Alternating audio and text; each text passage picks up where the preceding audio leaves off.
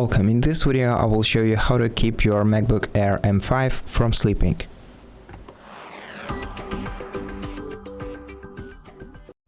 So there are several settings in your MacBook responsible for this. The first one is located in the battery settings, so let's select battery icon and go to battery settings.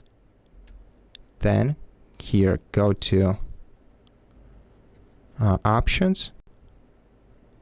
And here in options we can prevent automatic sleeping on power adapter when the display is off simply by switching this toggle on.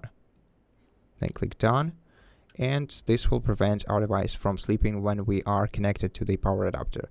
But we can also adjust it furthermore by going to the lock screen settings on the sidebar, and here we have options like turn the display off on battery when inactive, and we can select a custom value for this particular option. We can set it to never if you never want your display turned off when your device is on battery, and the same for the power adapter.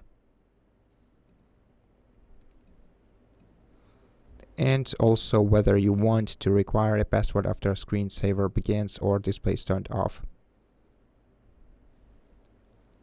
And that's pretty much it. Thank you for watching this video. If it helped you, please consider subscribing to our channel, leave us a like in the comment below, and I'll see you in the next one.